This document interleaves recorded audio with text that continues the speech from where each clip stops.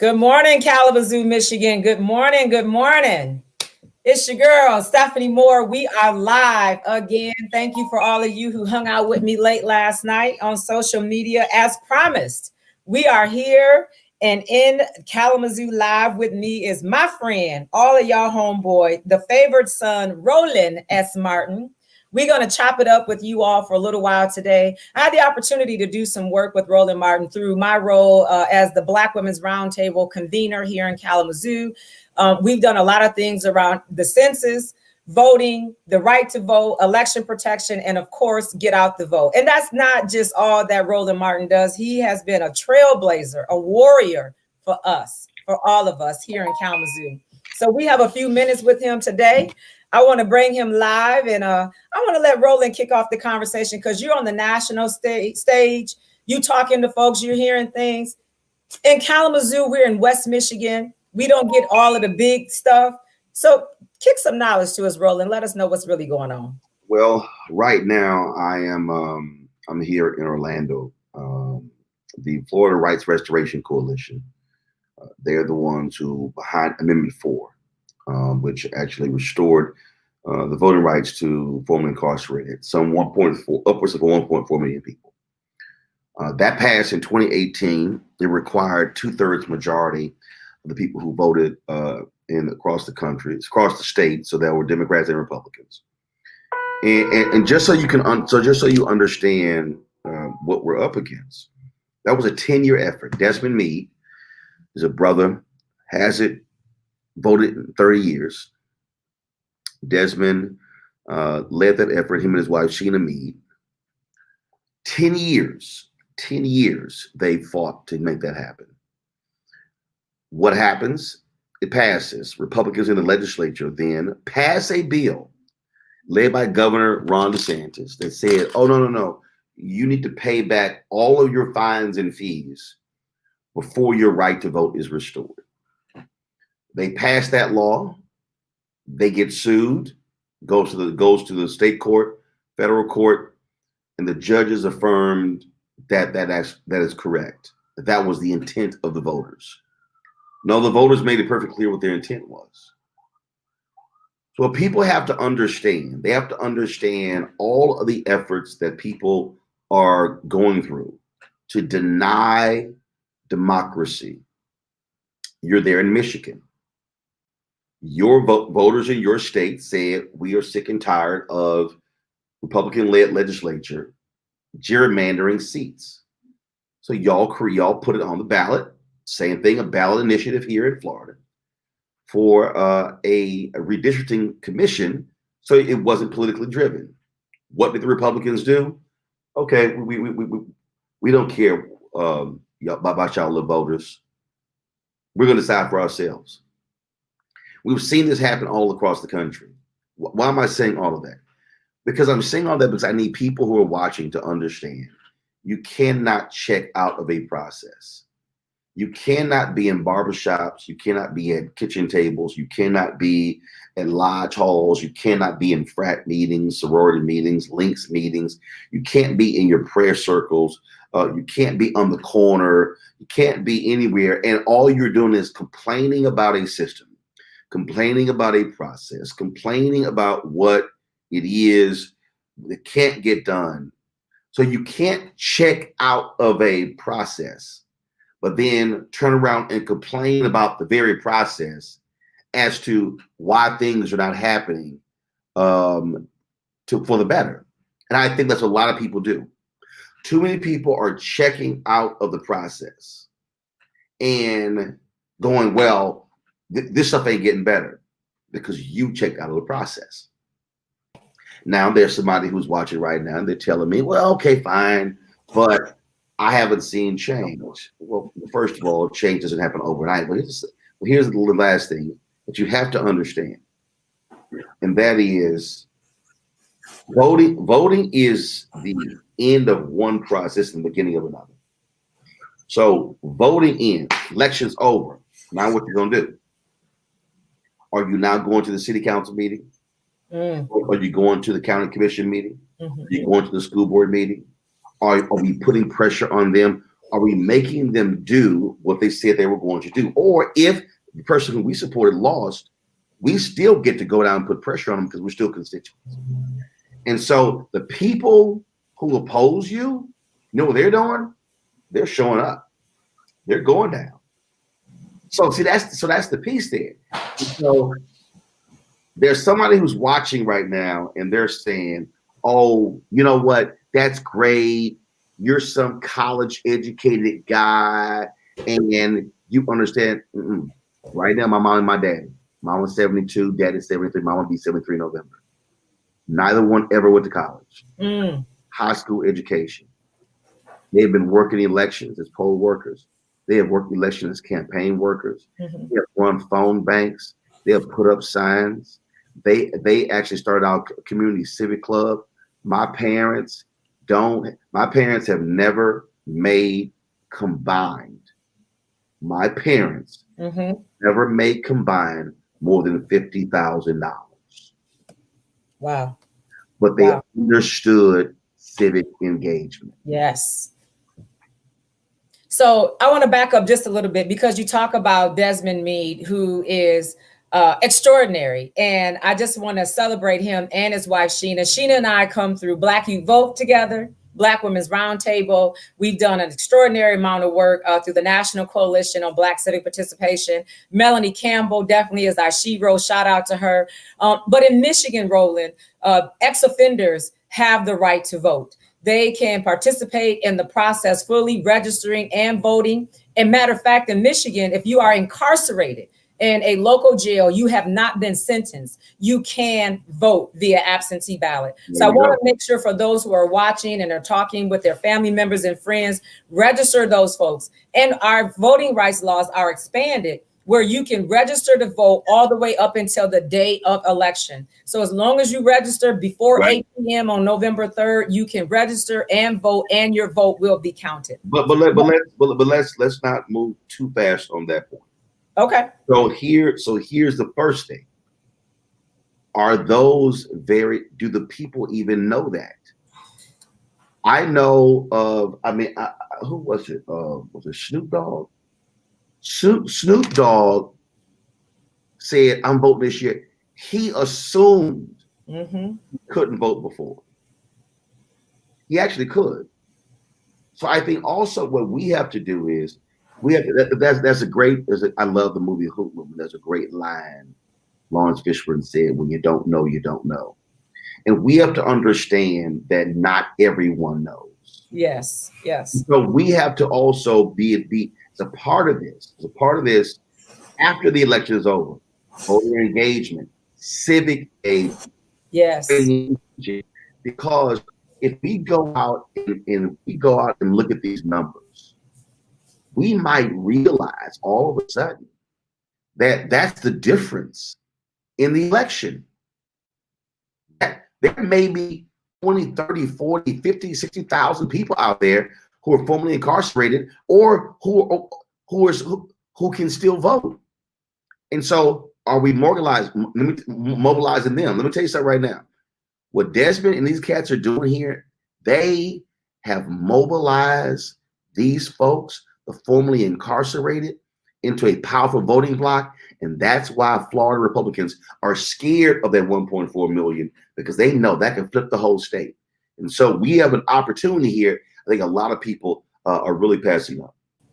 And you're absolutely right, Roland. And that's what we need is the voter education to empower folks. In Michigan, if we had ex-offenders who were voting in record number, we will see a major change in our state house and even in local government. So it's really on us. And I'm glad that you really led off with who can vote and how the process has not been fair or inclusive for everybody. And we know that the voting rights laws are differ from state to state, but definitely want to shout out Desmond, those folks in Florida for really paving the way for the country so everybody can be included.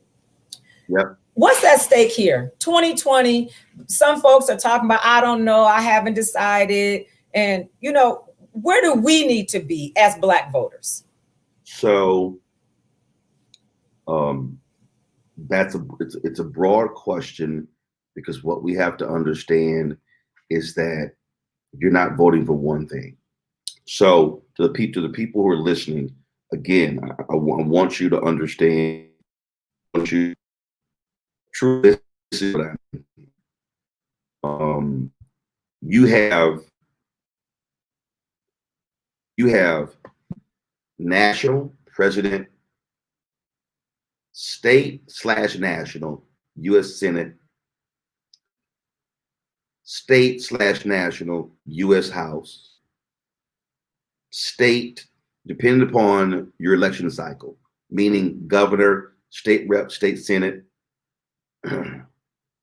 Now you're talking about statewide offices, judicial offices, just depending on, again, your state. Then you have county, sheriff, city council, clerk. I mean, all the elected positions. So depending upon your issue, that's what's at stake during the election. The reason I'm unpacking it that way is because there's somebody who's watching and they really care about education, but there might not be a school board election on. But there might be a state house race, a congressional race, a U.S. Senate race, presidential race has an impact on education.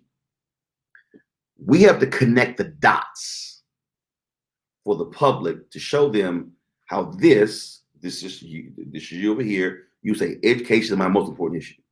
We have to connect those dots to show how these people impact that. Because this person may say, well, this is really not important to me. 2016, had a young sister at a radio show. She called in North Carolina. She says, I'm not really feeling the top of the ticket. I don't like Trump. I don't like Hillary. I'm just going to focus on state issues.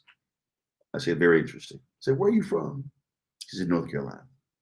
I said, what are your top 3 issues in North Carolina? She told me her top 3 issues. I explained to her how the national election, the person who is president, has a direct bearing on those things. She said, I'm focused on fighting voter suppression in my state. I said, very interesting.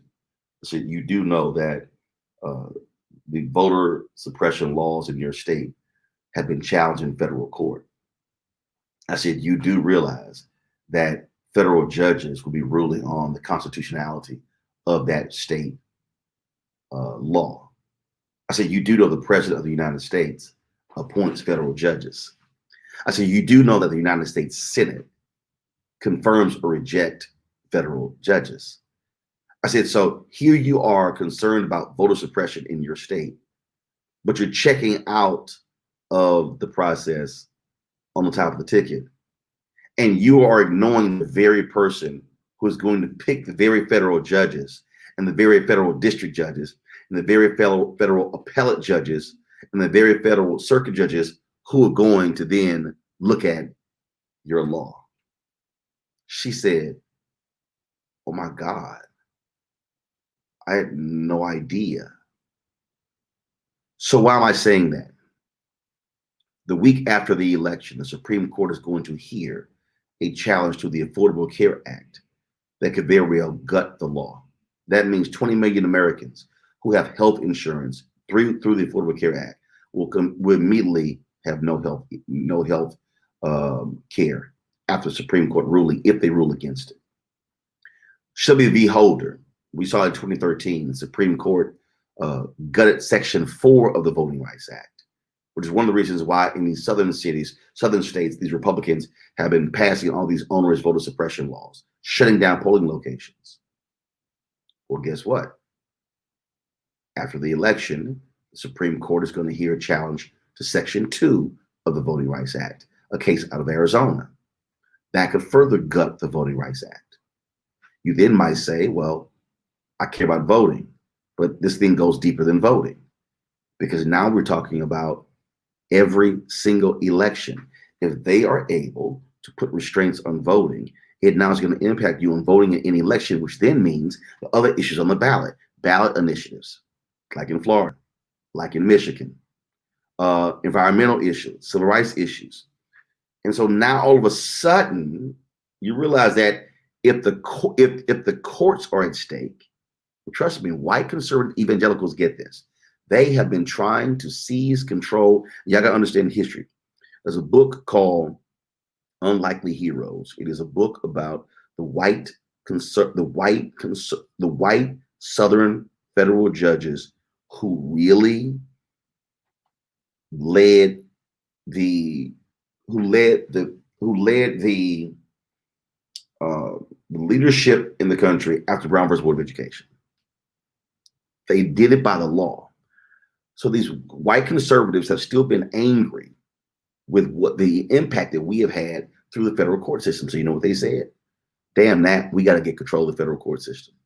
Just this week, the Senate Judiciary Committee moved through the nomination of a 33-year-old white woman named Catherine Mizell. Catherine Mizell clerked for Justice Clarence Thomas. This woman is listen to me, y'all. She is 8 years removed from law school. She's never tried a case in the courts. She is going to get a lifetime appointment to the federal bench. Ruth Bader Ginsburg died at the age of 57. This woman is 33, which means when she is confirmed, and she will be confirmed by Republicans, she will serve, if she serves as long as Ruth Bader Ginsburg, for the next 54 years. That means to replace that woman, if she serves that long, I will be 106. If you're 20 years old, or you have a child 20 years old, your child will be 77 years. Actually, I'm sorry, your child will be 74 years old before that woman is replaced on the federal bench. That is what is at stake. What is at stake is not the next 4 years of Trump or Biden, not the next 6 years for U.S. Senator and Gary Peters, or John James. The question is, who's going to control the federal courts? And guess what? Everything we have in this country goes through the federal courts. Police consent decrees, federal courts. Civil rights laws, federal courts. Voting, federal courts. And I need us as Black people, okay, to also not get confused by some things. Look, I know John James is a brother. I know, and again, I get to speak partisan. Stephen doesn't have to, so I got no problem doing that. I know John James is Black, but let me just break this thing down. Will John James vote for Mitch McConnell federal judges like 33-year-old Catherine Mizell? The answer is yes. Will John James support Donald Trump? He's on record saying, I support Donald Trump 2,000%. Will John James do exactly like Senator Tim Scott and support bad Republican policies that impact Black people negatively? Yes. So I don't care if John James is Black. You might look like me, but are you going to support issues that I care about? And the answer is no. Which means that the last thing Michigan needs is a John James in the U.S. Senate who is not going to be supporting the very thing Black folks out there are fighting for. He is going to be carrying the water of Mitch McConnell in the U.S. Senate. So when you ask the question, what's at stake? Everything's at stake. And last thing is this here. I keep trying to tell Black folks this and everybody else. I want government out of my life. The moment you were born, a birth certificate was issued as a government document. You get married, a marriage certificate is a government document. You get divorced, that divorce decree is a government document. And when you die, there's going to be a death certificate. Government has a role in every aspect of your life. You have summed that up. Whoa, Lord. You know, everybody has been inundated with a lot of information. What you did today, Roland, seriously has schooled us. Like I said, we're in a smaller part of the state. We don't get all of the things that come into us, especially in a very real and meaningful way from people that we can look to and identify with and trust. You are a trusted voice. Inspire us. Like your shirt, let my people vote. Inspire our people to go vote. Today in Michigan, we can go into the clerk's office. We can vote every single day leading up to November 3rd, as well as voting on November 3rd. You understand this. if Black people exercise their power commensurate to our numbers, we can control elections. I've heard all this stuff outside. This is what I've heard. Outside of Detroit, Flint, Ann Arbor, Kalamazoo, Michigan is Alabama. Do you know why that's the case? Because they vote and we don't. They vote and we don't. I'm here in Florida. If Black people voted our power, Andrew Gillum would have been governor 2 years ago. So let me break that down. The Tallahassee Democrat did a story, and it said, "How did Ronda Sanchez win?" They listed the top 20 turnout counties in Florida. The top 13 turnout counties were red counties for Ron DeSantis. You got to the 14th county before Broward County showed up. The top county in Florida was around 74 or 76% turnout, meaning 74 to 76% of the eligible voters turned out, and most of them voted for Ron DeSantis. Broward was 57%. Y'all, that's a 17-point gap. So if we maximize our voting power, if we are able to increase our voting turnout 5, 10, 15, 20%, y'all, we know what their numbers are going to be. We can change the whole state. You can change the entire state of Michigan. You can control who the United States Senator is. You can control who the governor is. And here's the piece. And once you start chipping at that, I don't know if in Michigan, if your Supreme Court justices are appointed or elected. But look what happened in North Carolina. 2008, Barack Obama wins North Carolina by 14,100 votes. Republican goes, oh, hell no. But they also won a whole bunch of statewide. They begin to change the laws. And so Moral Mondays and repairs of the breach, NAACP, Dr. Barber, all those folks, they begin to chip away at that thing. Republicans used to control the state Supreme Court. He kept working at it, and all of a sudden flipped it. Democrats then got a 4-3 edge on the state Supreme Court. Democrats now have a 6-1 edge on the state Supreme Court of North Carolina. A Black woman is the Chief Justice of the North Carolina Supreme Court. So guess what? When they sued for the redistricting in North Carolina, they sued on the grounds of racial gerrymandering. The Supreme Court ruled in their favor. So how you vote impacts the judges, which then impacts the lawsuits that you're filing, because you're likely going to have judges who are going to see it your way. So what I need you to understand is, you are listening right now and you're going, my single vote can't change anything. And here's why that's a lie. In 2018, there was a tie in Virginia. Republicans and Democrats were tied in the state legislature. There was a state race. The voters tied. The election was decided by a coin flip. The Democrat lost to the Republican by a coin flip because they had the same number of ties. Republicans controlled that House. They controlled that branch of the legislature because of a coin toss. Imagine the person in that district, whether they're Republican or Democrat, going, damn, if I had voted, there would not have been a tie. Y'all, I'm trying to tell you, yes, seeing this in action. So last point, Trayvon Martin's mama ran for Miami-Dade County Commissioner. Mm-hmm. The election, they just had the election, the primary. Trayvon Martin's mama lost by about 300 votes. 300 votes. We can flip elections.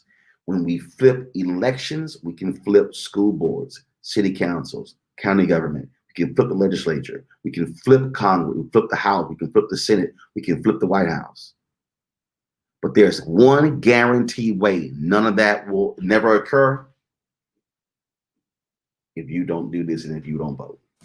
This is simple. Roland, I know our time is ending, wrapping up, but I have one kind of sensitive question that you can help me, help the people in my community. You and I both know about institutionalized racism, structural racism. In Kalamazoo, we had the most African Americans ever running for public office as Democrats, educated, experienced, strong, fair. And all they faced was discrimination in the party. Let's fast forward from that. How do we get us back to some won, some lost the primary race because we didn't come out and vote in record numbers in the primary? There you go. How do we get the Black folks, our friends and families that watched these Black candidates struggle and go through and through their resilience survive that oppression from their own, blue party, local party? How do we get people to re-engage and to trust and know no matter what, my vote has to count. I just got to vote it right. Well, it's real simple. How many of the very people who did that have applied for a job and didn't get it and then went back and reapplied later? Losing happens. Let me just be clear. Shit happens. Winning is not guaranteed. There are lawyers who have lost the court, they have lost the case, and then they filed an appeal and they won on an appeal. There are lawyers who have lost the case. First of all, people don't understand the initial argument that Thurgood Marshall made in the Brown versus Board of Education case. Thurgood Marshall actually did not argue it well. What happened was there was a case for the Supreme Court. He didn't do well in arguing the case. One of the Supreme Court justices died. Another one got reappointed, and then they chose to rehear the case. Thurgood got to go present the case a second time, and he was much better this time. Y'all, I'm trying to say this here. There's no guarantee you're going to win. But you don't knock down walls by giving up. We are sitting here benefiting from ancestors who didn't give up. And so you have to understand you can't give up. And stop thinking, but that's Democrat. No. Listen, the operative word in white supremacy is white. I didn't say white Republican supremacy. I didn't say white Democratic supremacy. I said white supremacy. The operative word is white. What we have to do is be resilient, and the candidates who lost, you run again. Congressman Jim Clyburn, who was the highest-ranking African American in the House of Representatives, Jim lost his first 3 times. I can show you a whole bunch of candidates who've lost, but who came back and won. But they can't win if we stay on the sidelines. And I'm telling you right now, we can change the nation if we maximize our power. But Donald Trump said it. Donald Trump thanked Black people for not voting in 2016. If somebody thanks you for not voting, because they were afraid what was going to happen if you did vote. It's as simple as that. So look, you got to do what you got. You've got to seize the opportunity. I'm going to be in Detroit on Wednesday. I'm interviewing Senator Gary Peters. I've looked at John James and his record. There's nothing in there that's going to help me as an African American. And if you live in Michigan, that's the last person you want representing you in Congress. I'm telling you right now, don't fall for the okie doke. Oh, we have to use our power. Yes. So tell folks how they can follow you. How can they tune in to Roland Martin Unfiltered? You can check us on our YouTube channel every night at 6 p.m. Eastern. We also do other live streaming events. We'll be live streaming today from Florida from 2 to 6 from the Florida Rights Restoration Coalition event. You can also, of course, follow us on Instagram, Twitter, at Roland S. Martin, Facebook page as well. Just go to the YouTube channel, click subscribe to the YouTube channel. Also turn on your notifications so when we go live, all of a sudden it pops up on your phone or your iPad or your computer and lets you know that we're live. So we appreciate you. Thank you for coming through. Thank you for blessing our social media. One love and blessings to you always. And I look forward to seeing you out there. Sounds good. I appreciate it. Thanks a lot. All right. Thanks, Roland. Bye-bye. So Kalamazoo, there you have it. I had the opportunity to have a live conversation with our friend, Roland Martin. But before I leave you, I want to give you some information. You all know that today, October 24th, is Vote Early Day. Yay!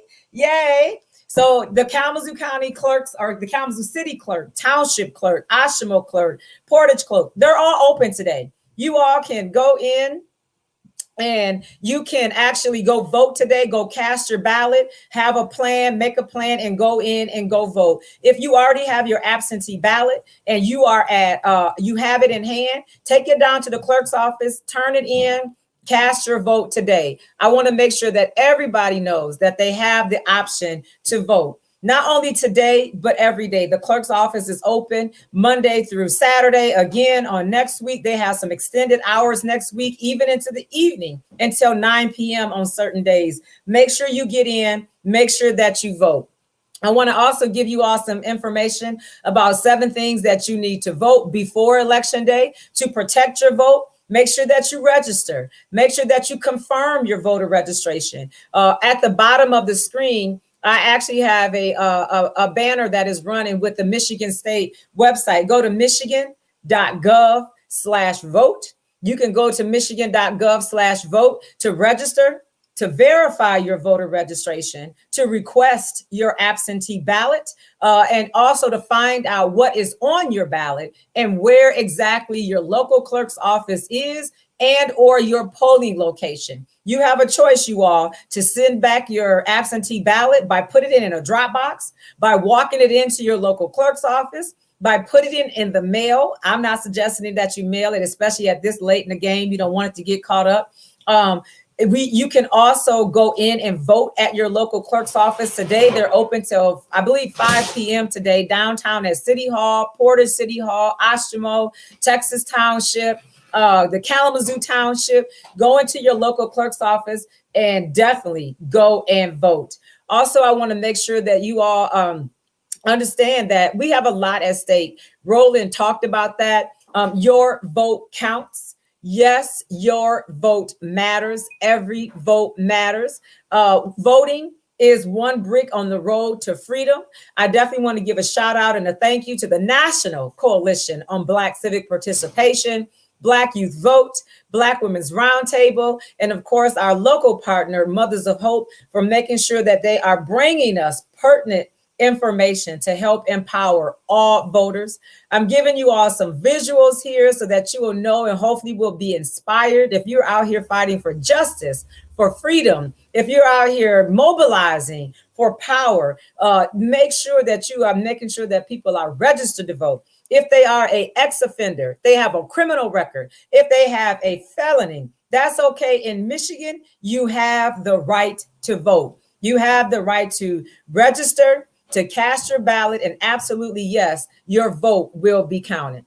And then we got folks that is dealing with racism, that is doing anti-racism work, that's looking to dismantle that structural racism that Roland talked about early. If you want to come to the biggest rally in the world, the biggest rally will be November 3rd, 2020. That's right, y'all.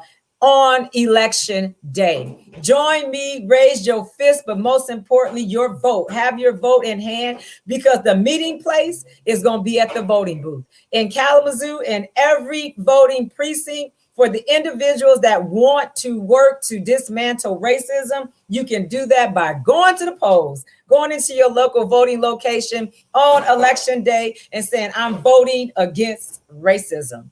So help me, help us, help all of our brothers and sisters to make sure that we are voting in record numbers, making sure that we are protecting each other at the polls. If you're interested in being a poll worker, a poll watcher, contact me. Black Women's Roundtable, Black Voters Matter. We have resources that we are looking to empower individuals to help us protect our elections going right into Election Day. So please, there's so many organizations. My good friend, Commissioner Ricky Jefferson over there in Ann Arbor. Hey, my brother. Hey, I love him and his wife. Absolutely. Make sure that you are registered, that you vote, and that you are vote ready. If you don't want to go into the polls on election day, that's fine. If you'd rather take your ballot home and work on it from home and research any and everything, do that. Go online to michigan.gov/vote. Make sure that you are requesting your absentee ballot. It's getting a little late in the game, you all, so you might want to just go right on into your clerk's office, pick up your ballot, go out in the hallway, your car, take it home if you want to, work it out, and make sure you get it. Now, I saw that there's a trusted organization, or I wouldn't say organization, there's a trusted group of people that have put together a ballot cheat sheet, that have put together a little piece of paper that shows you who you can vote for, all the way down the ticket, all the way to even the proposals, the Supreme Court judges. Just know that if you are voting straight ticket, you do not hit the nonpartisan section, which means the judges, the school board, all of those things that are the millage on the back. We have the housing first millage. Make sure that you are hitting that millage. Make sure that you are voting those questions on the ballot. Make sure that you are completing your ballot all the way through. And make sure that you are supporting the individuals that are on the ground. And lastly, I want to invite you all. I mentioned it to you last night, but today, Black Voters Matter will be out in full force today with Black Women's Roundtable, Black You Vote, and of course, Mothers of Hope. We are supporting and co-sponsoring the Black pop-up shop today from 4 to 7 p.m. That's right, you heard me. Over 40 entrepreneurs, Black businesses right here in Kalamazoo are popping up on the north side on the corner of Lulu and Northwestness. That whole corner for about 2 blocks is going to be nothing but Black businesses out there selling their goods, their services. They're going to be out there reaching all the folks to let you know this is where you can spend your money at, in the hood with the hood. So the power of the money is just as powerful as the vote. So join me from 4 to 7 p.m. I got a bunch of surprises, a lot of giveaway, swag. And guess what, y'all? We got my brother Melrose Hensley is going to be on the grill. He doing some rib tips and some chicken. We're going to be giving away some free sandwiches all day long. But all you got to do is come out and rock with me, support these Black businesses, talk about voting, making sure you register to vote, got your plan to vote. Also, Mothers of Hope, they are doing rides to the polls. If you want a ride to the poll, all you got to do is just hit us up. We'll come get you. But thank you all. Thank you for tuning in, for staying with us, for plugging in with Roland Martin. Retweet this, restream this, repost this, share this, get this information out. The brother came just to bless us here in Kalamazoo, and I am so grateful. And I just want to say, many people ask me, Stephanie, how did you get Roland Martin? Well, let me tell you, because I be rocking with the Black Women's Roundtable. The Black Women's Roundtable is a project or a program of the National Coalition on Black Civic Participation. I have the honor to convene the Black Women's Roundtable right here in Kalamazoo. I have a 20+ relationship with the National Coalition, with the president and CEO, Melanie Campbell. Y'all say, hey, Melanie. Melanie Campbell is doing this work. Y'all have seen her on CNN, MSNBC. You've seen her on Joy Reads the Report. You see her all over the news talking about Black Women's Roundtable and the power of the sister vote. That's right, y'all. Sisters, we gonna do this. We gonna rock this. We gonna show them in Kalamazoo what the power of the sister vote is all about. So join me, connect with me today. We're gonna have a live concert, entertainment. Snoop Dogg is gonna be on the stage right here on Westnedge and Lulu at 4 p.m. from 4 to 7 p.m. We are turning all the way up for National Early Vote Day. This is the first time in our history that we've had early vote day. We want to push as many people as we can into the precinct, into the poll, into the local city clerk's office to vote, and to vote. I just had some women, the grandmother, the mother, she took all of her sons, all of them went in to vote. We're seeing generations of people that are coming out, exercising their right to vote. If you're not sure of who to vote for, if you're not sure how to complete your ballot, if you need some assistance, reach out. There's all kind of people on the ground. There's papers that let you know. There are voter guides. If you can't do all that research, you don't have time, are confused, we got you. Come down and see us today from 4 to 7 p.m. We'll be on the corner of Lulu and Cobb Street. You can't miss it. You coming on the corner of Lulu and Westnedge in North Westnedge. Lulu and North Westnedge. It's going to be the Black pop-up shop. Over 40 Black businesses and entrepreneurs. It's going to be so much goods and services and products and makeup and makeovers and clothes and shoes and slippers and everything that they got. I hear they doing Terry Ben Ali, going to get y'all together with y'all, put that stuff on. And I'm not going to even tell y'all, I'm going to show y'all. Join me today from 4 to 7 p.m.